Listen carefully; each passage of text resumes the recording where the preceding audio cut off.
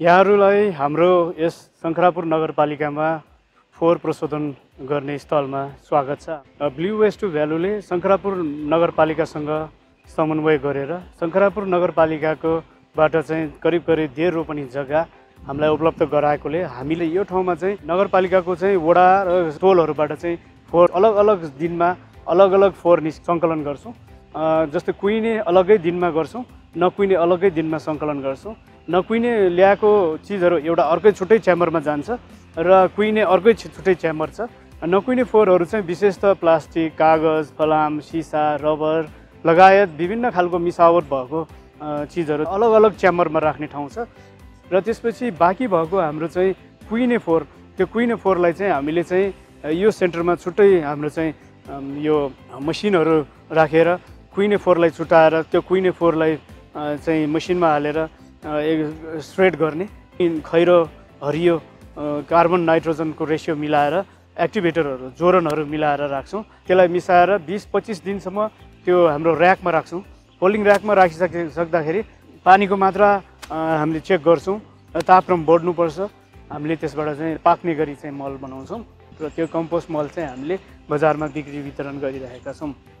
र नकुहिने वस्तुहरूमा अहिले आएर चाहिँ हामीले धेरै जसो फोहोरहरू चाहिँ त्यसरी छुट्याएर प्रशोधन केन्द्रमा लगेर प्रशोधन गरिराख्दाखेरि पनि कति फोहोरहरू चाहिँ हामीले गर्न नभ्याएर र नसकेर चाहिँ हामीले नेपाल सरकारले उपलब्ध गराएको बन्चरे डाँडामा लगेर फाल्नु परेको अवस्था भएकोले कारणले गर्दाखेरि यो चाहिँ यो चौचौ खोल, यो मल्टिलयर प्लास्टिक भन्छ, बजारमा धेरै एकदम छिटो बिक्री हुने सामग्रीहरू खानामा राखेर हुन्छ अथवा अरू सामान राखेर एकदम झिलझिले तल्किने खालको प्लास्टिकहरू जुन चाहिँ ऱ्यापर्सहरू, त्यसलाई चाहिँ हामीले अहिलेसम्म फालिरहेको थियौँ।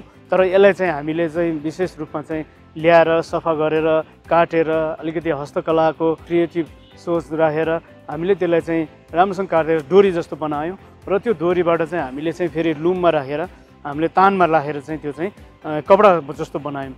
यो कपडा बनिसकेपछि अब त्यसबाट ब्याग, अब पर्स अथवा टोटे ब्याग त्यस्तोहरू हामीले बनाइरहेका छौँ।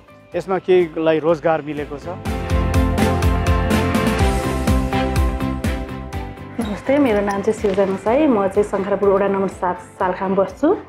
म चाहिँ यो फोहोरबाट निस्किने प्लास्टिकहरूलाई पुनः प्रयोगमा ल्याउँदैछु। जस्तै अब बुनेर, अब तान बुनेर चाहिँ कपडा निकाल्दैछु। यो तान मैले पहिले 9-10 वर्ष अगाडि नै चलाउन सिकेको थिएँ। पहिला ढाका बुन्दाखेरि, अनि त्यही कारणवश केही काम चाहिँ गरिबसेको थिइनँ। अनि यही 1-1.5 महिना अगाडि मेरो यहाँ प्रोजेक्टको साथीभाइहरूले एकचोटि यस्तो यस्तो छ, एकचोटि आएर बुझिदिउँ न भन्यो। अनि आएर हेर्दाखेरि चाहिँ अब देखाउँदाखेरि चाहिँ प्लास्टिकहरू देखाउनु भयो क्या। यो प्लास्टिकहरूबाट नि कपडा यसो बुनेर केही सदुपयोगमा लिएर आउनु पऱ्यो भन्नुभयो। अनि मैले चाहिँ यस्तोबाट नि हुन्छ र कपडा, यो प्लास्टिकबाट नि कपडा बन्छ र भन्ने जस्तो भयो। अनि एकचोटि बुनेर हेरौँ न त, अब नयाँ कामको अनुभव पनि लिन पाइन्छ, अनि केही हदसम्म पारिश्रमिक पनि पाइन्छ भनेर चाहिँ गरेर हेरेको। गर्दै जाँदाखेरि चाहिँ राम्रै निस्क्यो। यो पुनः प्रयोगमा आउँदाखेरि चाहिँ केही हदसम्म मैले पनि बादलहरू सफा गर्नेमा चाहिँ अलिकति हात दिएँ कि जस्तो लाग्छ, खुसी लाग्छ। अर्को ग्लासकोमा, फुटेको ग्लासमा चाहिँ हामीले चाहिँ त्यो फुटेको ग्लास यतिकै फालिरहेको हुन्छ, नभए त्यसले घाउ लाग्छ, त्यस्तो अवस्था थियो। तर त्यसलाई चाहिँ एउटा फुटेको ग्लासलाई चाहिँ स्मुथिङ गर्ने मसिन, हातले छुँदाखेरि पनि तपाईँ घाउ नलाग्ने बनाइसकेपछि त्यो टुक्राहरू चाहिँ त्यसपछि एउटा चाहिँ सी ग्लासको एउटा कन्सेप्ट छ। अनि त्यो सी ग्लास बनाइसकेपछि त्यसलाई फेरि अब हामीले के गर्यौँ भन्दा त्यसलाई चाहिँ विभिन्न खालको अझ भ्यालु एड गरेर के ज्वेलरिजहरू बनाउने काम गरिरहेका छौँ।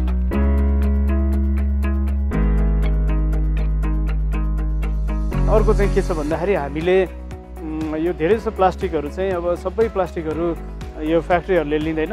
तर त्यस्तो प्लास्टिकहरूलाई चाहिँ हामीले चाहिँ अब त्यसलाई पहिला टुक्रा गरिने मेसिन किन्यौँ। प्लास्टिक प्रोसेस गर्ने एउटा फ्रिक्सन हिट दिनुपर्ने डिह्युमिडिफायर छ नि, मोइस्चरहरू भएको, त्यसलाई तयार गरेर र मेटेरियल कच्चा पदार्थ तयार गर्ने चाहिँ बनायौँ। र त्यसपछि हामीले चाहिँ त्यो एक्सट्रुडर मेसिनमा राखेर अनि विभिन्न साइजको विभिन्न खालको गोलो, चेप्टो, होइन, रेक्ट्याङ्गुलर, स्क्वायर खालको चाहिँ त्यो मोल्डहरू बनाएर त्यसबाट चाहिँ हामीले चाहिँ लम्बर, यो लम्बर काठको लम्बर जस्तो त्यस्तो लम्बर बनायौँ। त्यो लम्बरलाई चाहिँ अब राम्रोसँग फर्निचर डिजाइन गरेर अहिले हामीले मेज बनाइरहेछौँ र टेबलहरू, कुर्सी, अरू विभिन्न चिजहरू, विभिन्न खालको टेबलहरू, विभिन्न खालको सोफाहरू हामीले चाहिँ त्यसबाट बनाउने र बिक्री गर्ने सोच बनाएको छौँ। अहिलेलाई चाहिँ हामीले चाहिँ एउटा चेयर बनायौँ। हामी एकदम खुसी छौँ, त्यो बनेको एकदमै राम्रो मान्छेले मन पराउनु भएको छ। अब हामी अरू नयाँ नयाँ त्यसबाट चाहिँ सामानहरू बनाएर जे होस् फोहोरलाई चाहिँ यहाँ चाहिँ एकदमै कम 0 लेभलमा जान सक्यो भने राम्रो भन्ने हिसाबले हामी लागि परेका छौँ। नमस्ते, म चाहिँ सुजित श्रेष्ठ, हाल शङ्खरापुर नगरपालिका 7 मा बस्छु। म वडा नम्बर 7 मा। म चाहिँ यहाँ कम्पनीमा मिसिन अपरेटरमा काम गरिरहेको छु। हामीले चाहिँ डिफ्रेन्ट टाइपको होइन रिसाइकल गरिरहेछौँ। जस्तै प्लास्टिकको वेस्टहरूकोबाट हामीले चाहिँ यहाँ रिसाइकल गरिरहेछौँ।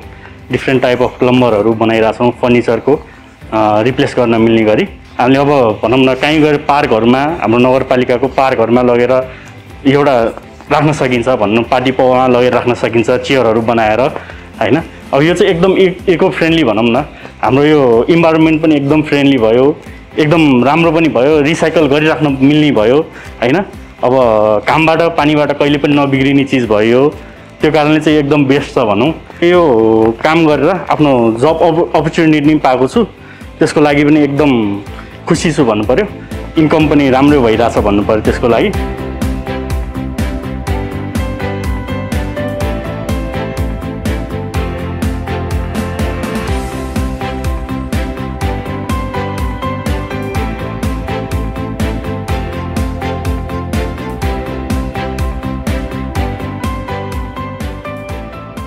र हामीलाई केही सल्लाह सुझाव र थप केही परामर्शको लागि अवसर दिनुहुन्छ भन्ने मैले तपाईँहरूबाट आशा गर्दछु। यहाँको दिन शुभ रहोस्। धन्यवाद।